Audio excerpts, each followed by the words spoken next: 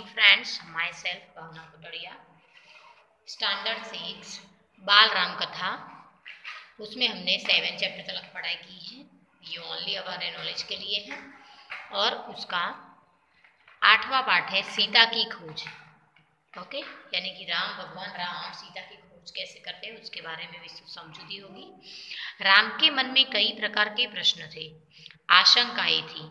मारीच की माया उन्होंने देख ली थी कि मारीच एक शियाल के रूप में हिरण के रूप में आकर उनके साथ छल कपट से सीता को रावण ने हरण कर लिया था। वह छल से उन्हें कुटिया से दूर ले आया था। अब क्या होगा, वह सोचते हुए वे कुटिया की ओर भागे चले जा रहे थे। वापसी में एक पल भी विलंब नहीं करना चाहते थे। लक्ष्मण को वे कुटी पर छोड़ आए थे सीता की रखवाली के लिए। अच्छा हो कि लक्ष्मण वही हो, मारीच की मायावी आवाज उन तक न पहुंची हो। राम ने सोचा, सीता अकेली रही तो राक्षस उन्हें मार डालेंगे, खा जाएंगे। तभी उन्होंने पगडंडी से लक्ष्मण को आते देखा। वही हुआ जिसका राम को डर था। अनिष्ट की आशंका और बढ़ गई। पता नहीं सीता किस हाल में होगी। राक्षसों ने उन्हें मार डाला होगा, उठा ले गए होंगे। अकेली सीता दुष्ट राक्षसों के सामने क्या कर पाई होगी। कुटी छोड़कर आने पर वह लक्ष्मण से क्रोधित हुए, क्योंकि उन्होंने अपनी भाभी सीता की रक्षा करने के लिए लक्ष्मण को छोड़ा था कि कोई भी परिस्थिति में तुम ये कुटी से बाहर नहीं निकलोगे। उन्होंने क्रोध पर नियंत्रण रखा। लक्ष्मण का बायां हाथ जोर से पकड़ लिया। डर ने दोनों भाइयों को घेर लिया था। देवी सीता ने मुझे विवश कर दिया। भ्राते उनके कटु वचन में सहन नहीं कर सका, कटाक्ष और अलाहना नहीं सुन सका। मैं जानता था कि आप सुकुशल होगे। आपकी सुरक्षा को लेकर मन में कोई संदेह नहीं था, तब भी मुझे कुटिया छोड़कर आना पड़ा। लक्ष्मण ने कहा कि भाभी ने मुझे अपशब्द बोले मुझे मजबूर कर दिया आने के लिए, वरना मुझे तो मालूम ही था कि आपके ऊपर कोई आपत्ति नहीं है और मैं यहाँ तक नहीं आता। यह तुमने अच्छा नहीं किया। राम ने लक्ष्मण को बोला, तुम्हें मेरी आज्ञा का उल्लंघन नहीं करना चाहिए था। अब जल्दी चलो, मेरा मन चिंतित है। सीता न जाने किस हाल में होगी, कैसी होगी। मायावी राक्षसों का कोई ठिकाना नहीं। राम ने चलने की गति और बढ़ा दी। कुटिया अभी कुछ दूर थी पर दिखाई पड़ने लगी थी। राम ने कही वहीं से पुकारा, सीते तुम कहाँ हो। जैसे ही उन्हें पता चला गया हो कि सीता आश्रम में नहीं है, कुटिया मौन रही। वहां से कोई उत्तर नहीं मिला। राम की बेचैनी बढ़ गई। उनकी एक आवाज पर कहीं से भी उपस्थित हो जाने वाली सीता कहाँ वहां नहीं थी, अनुपस्थिति बोलने लग रही थी। राम की आवाज पेड़ों से टकराकर हवा में विलीन हो गई, कुटिया के शून्य में समा गई। राम पुकारते रहे, उत्तर में उन्हें हर बार सन्नाटा ही मिला। चुप्पी हर और थी। हर दिन हवा में झूलने वाले पत्ते शांत थे, लताएं गुमसुम पड़ी हुई थी, चिड़ियों की चहक लुप्त थी। कुटिया के निकट घूमने वाले पशु पक्षी चुप खड़े थे।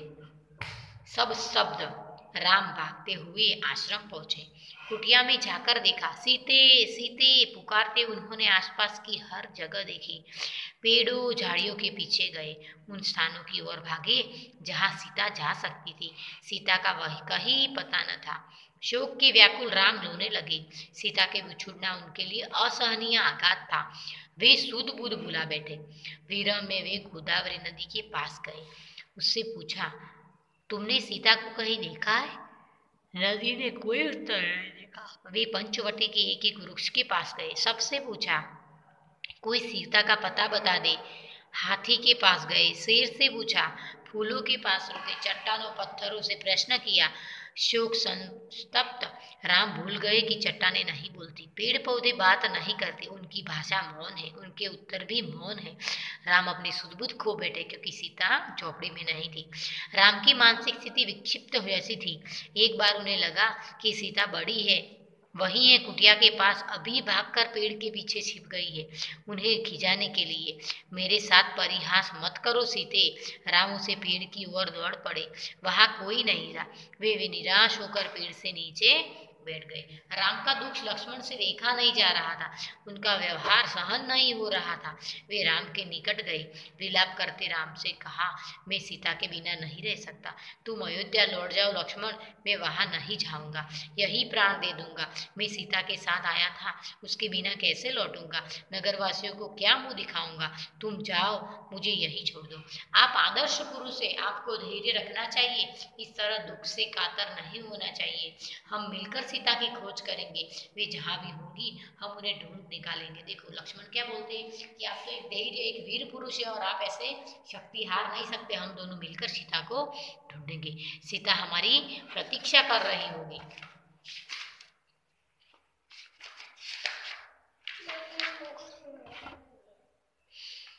लक्ष्मण ने उन्हें ढाढ़स बांधते हुए कहा।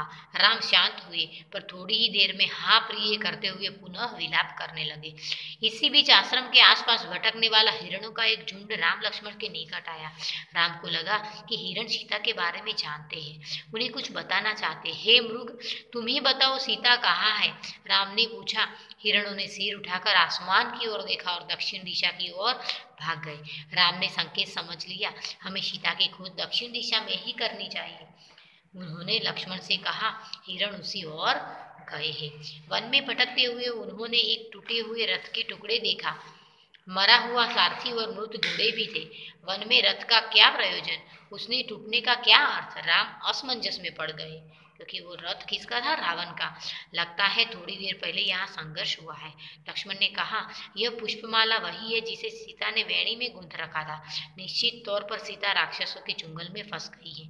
यह माला संघर्ष के दौरान वेणी से छूटकर गिरी होगी। पर यह रथ कैसे टूटा? राम सोचने लगे, सीता के संघर्ष से यह नहीं टूट सकता। अवश्य किसी ने राक्षसों को चुनौती दी होगी, उसने युद्ध किया होगा।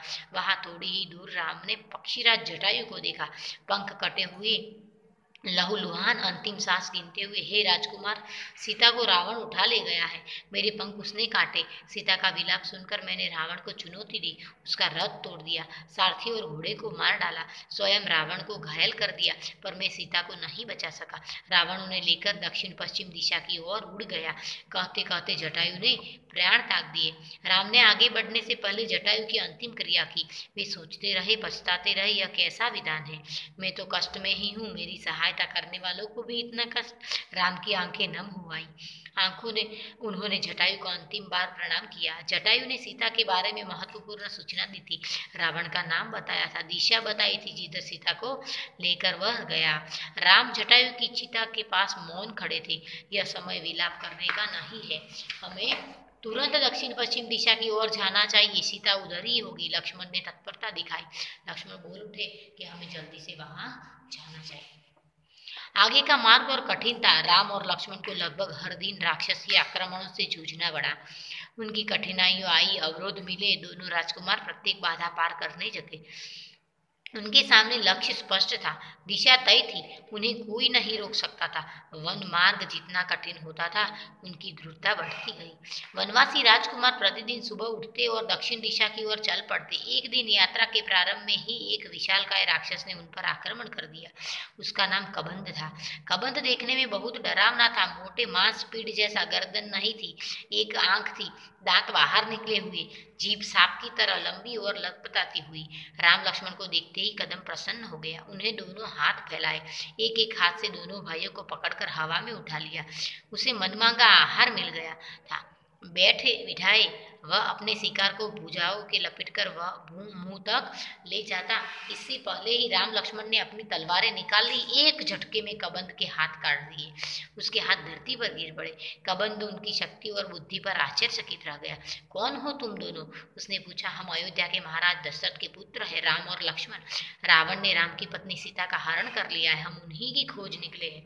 राक्षस कबंध ने राम के बारे में सुन रखा था, साक्षात उन्हें देखकर प्रसन्न हो गया। उसने कहा, मैं सीता के संबंध में कुछ नहीं जानता, लेकिन तुम दोनों की सहायता का उपाय बना सकता हूँ। मेरा एक छोटा सा आग्रह स्वीकार करो तो मेरा अंतिम संस्कार राम करे। राम ने इस पर सहमति व्यक्त की तो कबंध बोला, आप दोनों पंपा सरोवर के निकट ऋष्यमुख पर्वत पर जाए, वहां वानरराज सुग्रीव का क्षेत्र है। वे निर्वासित जीवन व्यतीत कर रहे हैं। सुग्रीव से मदद का आग्रह कीजिए, उनके पास बहुत बड़ी वानर सेना है। सुग्रीव के वानर सीता को अवश्य खोज निकाले थे। कबंध की सांस टूटने लगी थी, उसका अंत निकट आ रहा था। राम और लक्ष्मण को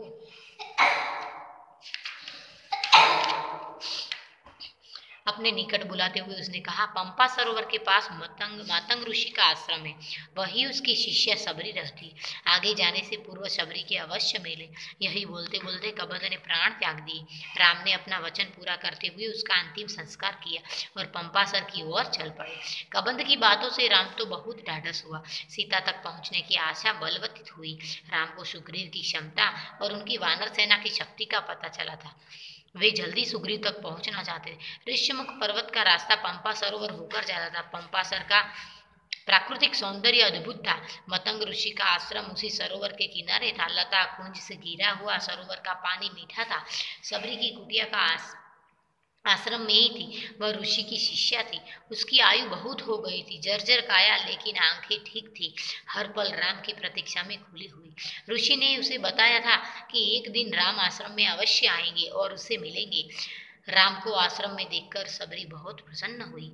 उसकी आओ भगत के, सेवा के, खाने को मीठे फल दिए, रहने की जगह दी। उसकी आंखें तृप्त हो गई। राम ने उसे सीता के संबंध में पूछा। आप सुग्रीव से मित्रता कीजिए, सीता की खोज में वह अवश्य सहायता होगा। उसके पास विलक्षण शक्ति वाले बंदर थे। सबरी ने राम को आश्वस्त किया। अगले दिन राम ऋष्यमुख पर्वत चले गए। उनकी व्याकुलता अब और घट गई थी, मन की शांति लौट आई थी। और यहाँ पे हमारी सीता की खोज वाला चैप्टर समाप्त होता है। Thank you.